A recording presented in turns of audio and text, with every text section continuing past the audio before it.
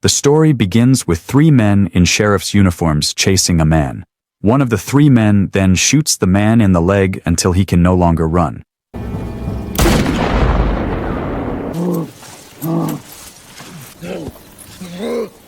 Then we are introduced to the three men with sheriff's badges. There is Stillwell, the Mexican who is good at tracking, Dugan, who is arrogant and temperamental, and finally Ketchum, the man who just shot.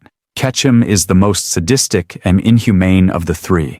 This was evident when he trampled on the wounded man, even dragging him using a rope tied around his neck. I don't know.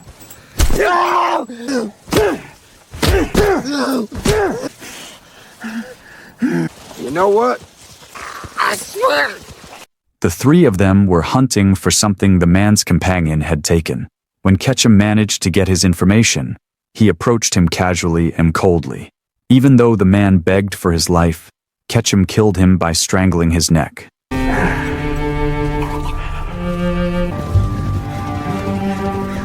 The story focuses on an old farmer named Henry. After his wife died 10 years ago from tuberculosis, Henry has to be both father and mother to his son Wyatt. His late wife's grave looks well maintained, showing that Henry was a good man and loved his wife with all his heart. There is also a man named Al. He is Henry's brother-in-law. Al owns a farm not far away. After Al came home, Henry and Wyatt saw a horse walking alone without a rider.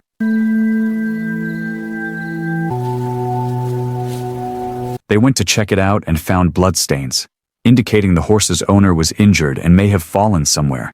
Henry immediately tells Wyatt to go back home, even though Wyatt wants to come along. Henry plans to follow the horse's trail to see if the owner is alive or dead.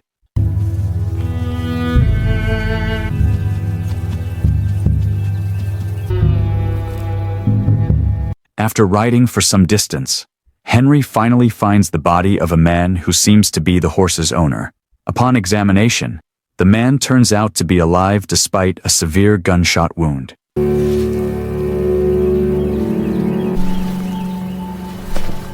However, what surprised Henry was a bag containing a large amount of money. Not wanting to get involved, Henry wanted to leave the man.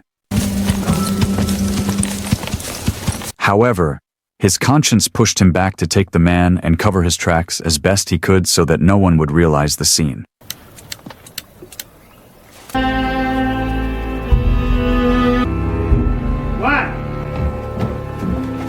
Arriving home, Henry immediately asked Wyatt for help treating the injured man. Henry realized that this man must be in trouble or, worse, being hunted by someone. Henry's guess is right because this man is being chased by three men with sheriff's badges, namely Ketchum and his two colleagues. The next morning, as the man had not regained consciousness, Henry tied his hands to the bed as a precaution, worried that he would be aggressive and harm Wyatt. Henry plans to return to the scene and asks Wyatt to stay and look after the man. I can handle myself. You just do as I say. I'll be back as soon as I can. During this time, Wyatt was forbidden from using firearms by his father. So, while Henry was away, Wyatt secretly took the gun Henry had hidden and practiced shooting behind the house.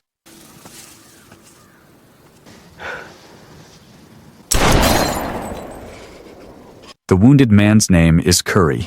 We are taken into his nightmare, where all hell breaks loose. Curry, who was a child at the time, saw a criminal being shot dead. He remembers the man's words, "Keep your head up, you'll be fine." Keep your head down, you'll be all right. Meanwhile, Henry had arrived near the scene. He sees three men, Ketchum and his two colleagues, who managed to track Curry's escape. Here we are shown how well-trained Henry is. Despite being just an old farmer, he skillfully crawls among the reeds to observe Ketchum and his two colleagues' conversation. Stillwell, an expert tracker, realizes that Curry has visited the place. He is amazed by the person covering the trail and concludes that the person is no ordinary person. The neatness and precision with which the trail was covered clearly show that an ordinary person would not have thought that far ahead.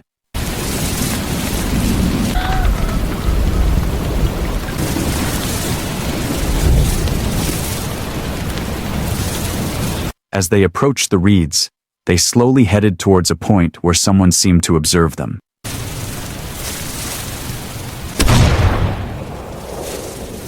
However, when they arrived, no one was there except for the crawling trail, signaling that someone was indeed watching them from that spot.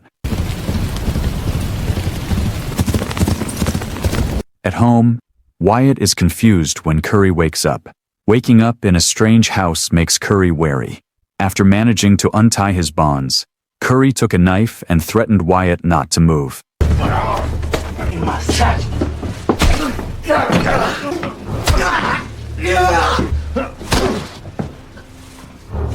When Curry woke up, he was tied to a chair.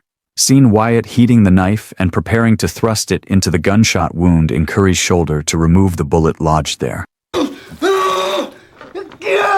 Curry claims to be a law enforcer, aka sheriff, and he claims he is being chased by 3 bandits posing as sheriffs. Curry warned Henry to leave immediately because if the 3 bandits came, they would not hesitate to kill him. However, the warning seemed too late because Ketchum and his 2 colleagues had already arrived. Quickly, Henry grabbed his gun and told Wyatt to stay away from the window and do nothing. Keep back. Gone. For the first time, Ketchum and his 2 colleagues came face to face with an old farmer who was neither too tall nor too big. However, this time, Ketchum was not as brutal as usual. Instead, he engaged the old farmer in conversation. Politely, Ketchum asked about someone with Curry's appearance. He claimed that Curry was a criminal who had stolen some money, and the 3 of them were law enforcers doing their job to catch Curry. Far from it. He's a killer. He will kill again. With his gun ready to fire, Henry replied that he had not seen the person mentioned. He claimed he was just an ordinary farmer who didn't want to get into trouble. Incredibly, Ketchum and his 2 colleagues left without any tension or commotion. Well then, I'll thank you for your help. Stay safe. Ketchum and his 2 colleagues rested in the area while discussing the old farmer they had just met. According to Ketchum, Henry held the gun unusually. Unlike a typical farmer, they realized Henry had lied, and Curry was deliberately hidden in the house. As a result, Dugan is tasked with observing Henry's house and is warned not to act rashly, as they are waiting for the troops on their way to help capture Curry.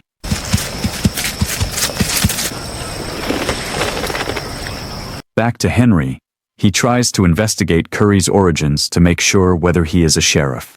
From the story told by Curry, he is indeed a law enforcer. However, Henry was surprised to hear that Curry was born in the New Mexico area, precisely in a village called Fort Sumner. The village was the place that witnessed the death of a famous killer named Billy the Kid. I was there the night it happened. As it turns out, Billy the Kid is real. He is recorded to have killed around 27 people for no apparent reason, and the murders have been committed since Billy was very young. Interestingly, Curry was a living witness to Billy the Kid's death.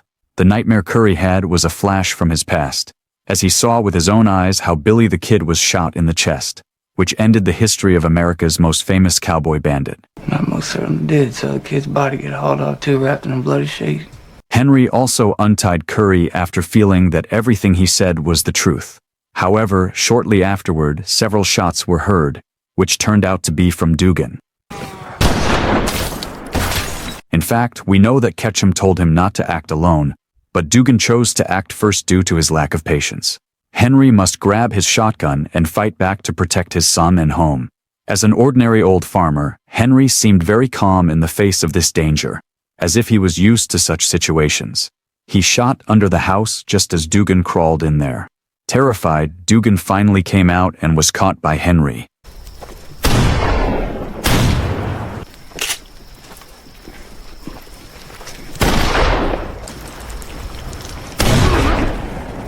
Without hesitation, Henry kills Dugan by drowning his head in a puddle of wet soil, then throws his body into the barn to be eaten by his peck pigs. I saw. The others will be coming. The next morning, Ketchum and Stillwell went to Al's farm, where their goal was to find out who Henry really was. When Al refuses to open up, they beat him unconscious. Brother-in-law. You supposed to be some kind of lawman or something?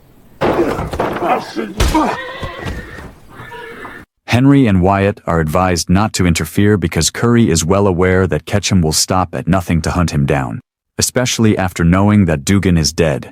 Ketchum will slaughter them all.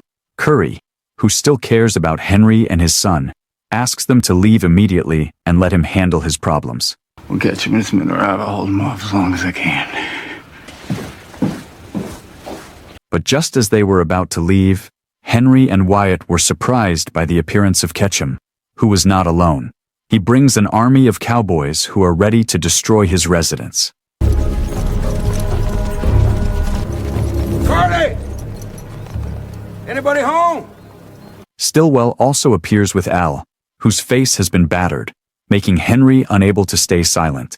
Wyatt is given a gun to keep watch while Henry makes a deal with Ketchum and his troops.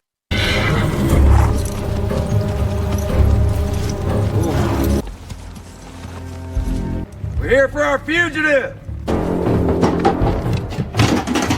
This is where Henry's mentality is tested.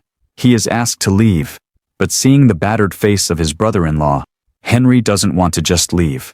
He actually asked them to release Al and immediately leave his residence. You leave my brother-in-law right where he is. Turn and ride your asses off my property. You hear that, fella? Ketchum, who had run out of patience, shot Al in the head, making Wyatt suddenly come out, and there was a shootout. Henry, who had re-entered the house, told his son, "Keep your head up, you'll be fine." Keep your head down. You'll be all right. Hearing those words, Curry was shocked as he realized that the old farmer who had helped him was the legendary cowboy killer, Billy the Kid. Here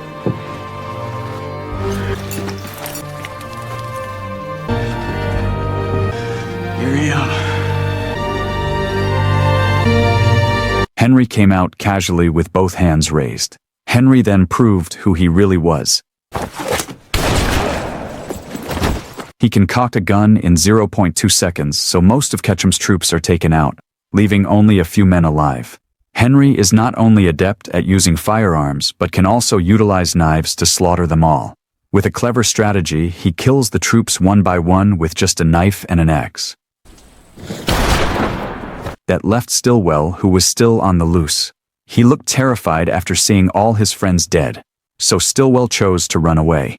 However, Henry was waiting for him in front. Having no other choice, Stillwell pretended to surrender.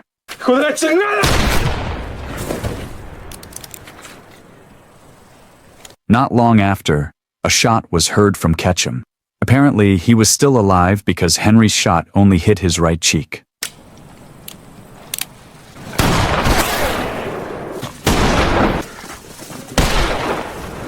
A jungle chase ensued, but Ketchum was clearly no match for Henry, the Billy the Kid. Ketchum's shooting technique was far below Henry's, who was used to killing people. When Ketchum ran out of bullets, he gave in to being killed by the cowboy legend.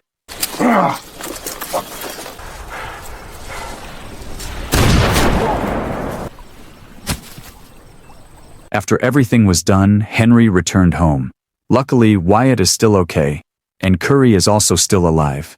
When Wyatt was told to fetch water, Henry, who was trying to treat Curry, accidentally saw a scar on his left arm. Finally, it will be revealed if it turns out that Curry is a plot with Ketchum. The scar on his arm is a sign of an agreement between him and Ketchum's group, where Curry is indeed a sheriff, but he is a law enforcement officer who participated in robbing the money. Because he was too greedy and wanted to have the money alone, Curry was willingly hunted by Ketchum and his troops. So why did Curry shoot Henry, who had clearly helped him? Since childhood, Curry has been haunted by the shadow of Billy the Kid, who killed his parents. As a law enforcer who thirsts for honor, Curry is desperate to kill Henry because he thinks it is an honor to be able to kill a legend like Billy the Kid. However, the feeling of pride does not last long. Wyatt appeared and killed Curry on the spot. Henry told Wyatt to take good care of himself in his dying moments. He also warned that when the news of his death became widespread, there would be gossip about his past life. Henry asked Wyatt not to believe the rumors.